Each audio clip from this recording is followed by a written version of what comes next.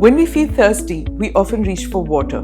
It's the most obvious choice. But what if I told you plain water is not the most hydrating drink? This is Quick Take, your quick guide. I'm Smita Prakash.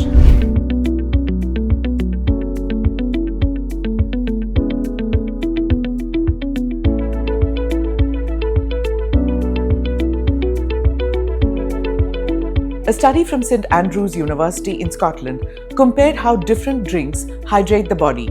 The results were surprising. Water, both still and sparkling, does a good job, but other drinks do even better, especially those that contain a little sugar, fat, or protein. Take milk, for example. Milk is more hydrating than water. Why? Because it has protein, natural sugar called lactose, and fat. These nutrients slow down how quickly your stomach empties. That means your body holds on to the fluids for longer.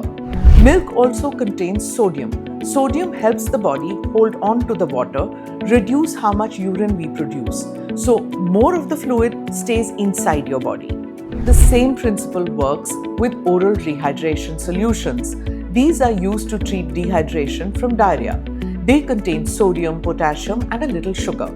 Together, they help the body absorb and retain water more efficiently. But this doesn't mean sugary drinks are great for hydration. In fact, drinks with too much sugar, like sodas or fruit juices, are less hydrating. Here's why. When these sugary drinks reach your small intestine, the high sugar content pulls water from your body into the intestine. This process is called osmosis, and it means you actually lose water from your system just to digest the sugar. Also, sodas and juices come with extra calories and little nutrition.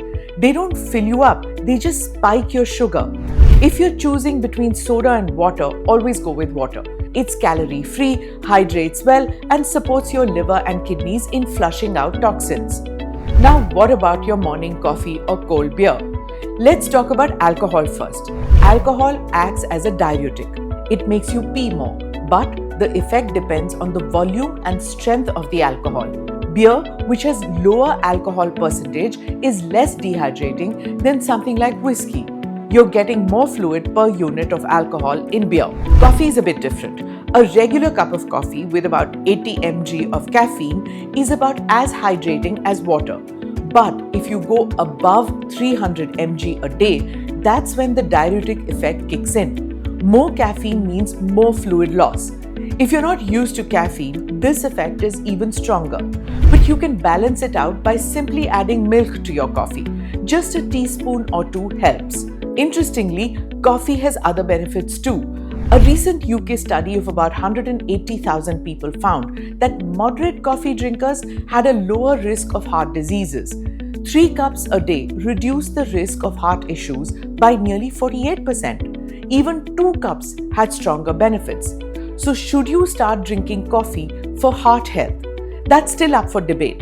But while the data is promising, it's observational. It shows a connection but not direct cause. Still, research continues to show that caffeine in moderation can reduce the risk of diabetes and irregular heart rhythms. But balance is the key. More caffeine might mean more steps in a day, but it can also lead to less sleep.